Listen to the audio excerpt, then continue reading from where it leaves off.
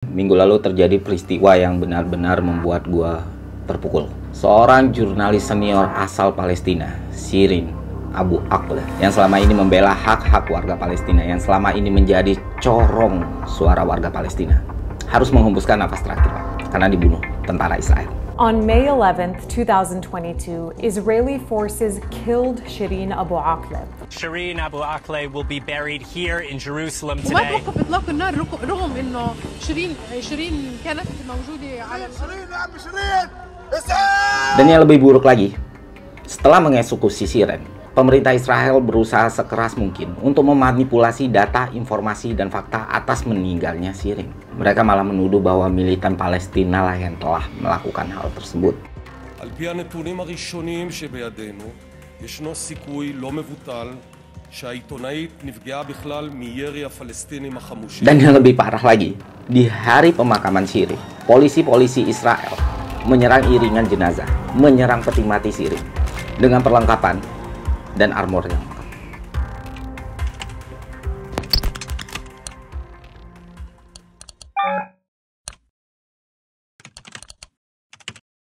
Teman-teman kan tahu bangsa Yahudi itu kan bangsa yang diaspora ya dulunya. Mereka terpencar di berbagai penjuru dunia, terutama di belahan Eropa.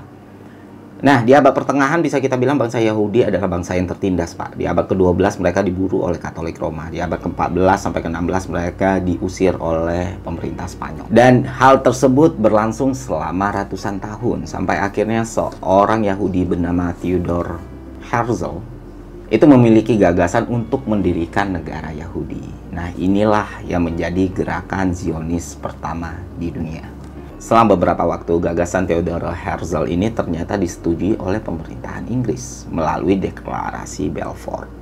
Dan ini berdampak sangat signifikan terhadap berdirinya negara Israel. Kenapa demikian?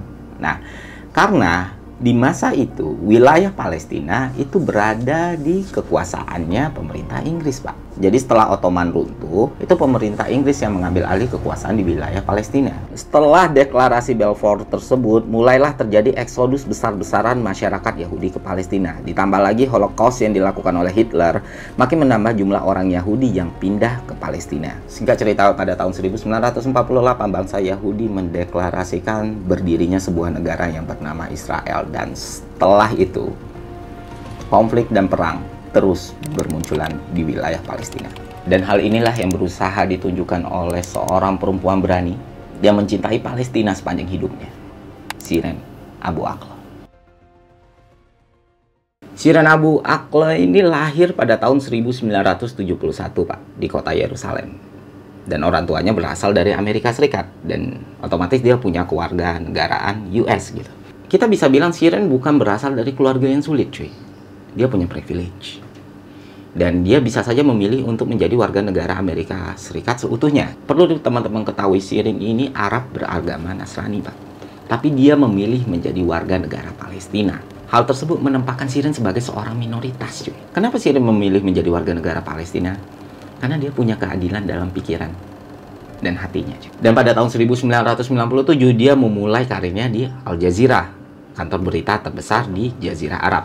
Nah, dari sejak itu Shirin sangat-sangat aktif dalam meliput berbagai peristiwa dan konflik yang terjadi antara Israel dan Palestina. Shirin tidak ragu untuk terjun langsung ke lapangan dan memberitakannya kepada seluruh dunia, Pak. Bisa dibilang Shirin ini adalah wartawan yang sangat-sangat berani. Dan dia sangat-sangat profesional. Walaupun diganggu oleh masyarakat Israel, walaupun diganggu oleh para tentara Israel, dia tetap berusaha untuk menunaikan tugasnya sampai akhir. Shirin juga menjadi reporter Arab pertama yang mampu menerobos akses ke penjara Ashkelon yang berada di dekat jalur Gaza pada tahun 2005. Di sana, ia menemui para tahanan Palestina yang dijatuhi hukuman penjara yang panjang oleh pengadilan Israel. Shirin mengatakan bahwa kunjungannya ke penjara adalah pengalaman yang sangat berbekas baginya. Setelah dia menyaksikan langsung bagaimana kondisi warga-warga Palestina yang ditahan oleh pemerintah Israel. Dalam sebuah wawancara di tahun 2021, Shirin mengatakan bahwa saya tidak mungkin mengubah kenyataan, tapi setidaknya saya bisa mengangkat suara mereka kepada dunia. Saya Shirin Abu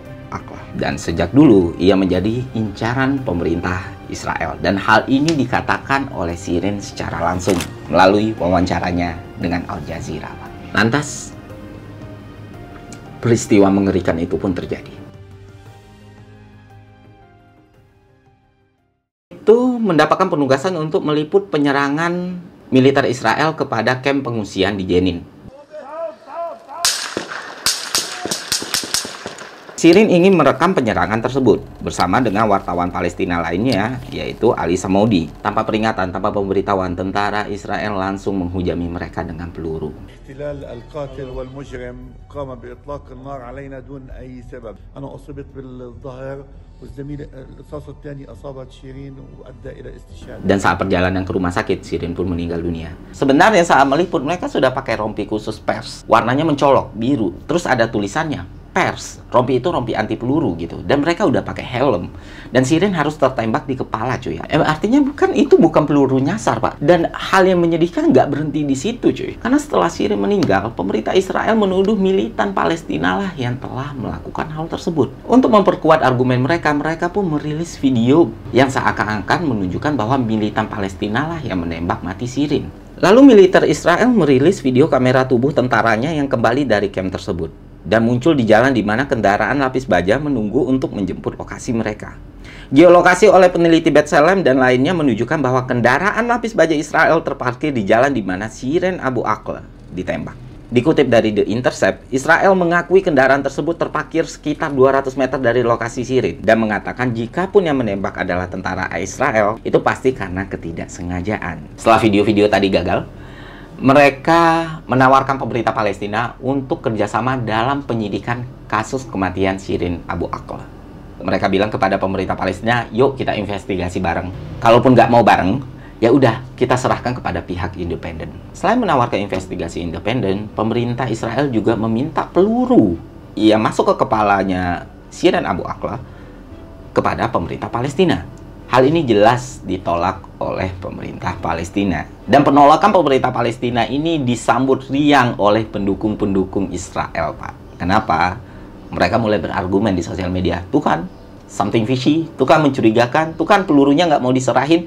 Kenapa nggak mau ada investigasi independen? Jelas-jelas pelakunya Palestina bukan Israel. Wah, Israel korban media. Wah, Israel framing media. Selalu Israel yang salah. Itulah PR, pola narasi, dan komunikasi yang selalu dimainkan oleh pemerintah Israel dan pendukungnya, Pak. Ya, selalu bilang kalau mereka korban framing media dan lain sebagainya. Mungkin kalian bertanya, kenapa pemerintah Palestina menolak? Gue kasih penjelasan yang mungkin bisa kita terima semua ya. Gini, kalau menurut gua, kalau memang pihak independen itu bisa menjadi solusi atas semua konflik Israel dan Palestina selama ini, maka warga Palestina saat ini sudah pasti bakal hidup nyaman, Pak. It is time to officially recognize Jerusalem as the capital of Israel. Dan sudah pasti pula Israel sudah dihukum sanksi internasional yang sangat-sangat berat karena Israel berkali-kali melanggar keputusan Mahkamah Internasional. Berkali-kali, termasuk penyerangan kepada kamp pengungsian. Apakah perbuatan Israel melanggar keputusan Mahkamah Internasional itu berbuah sanksi? No, nggak sama sekali, cuy.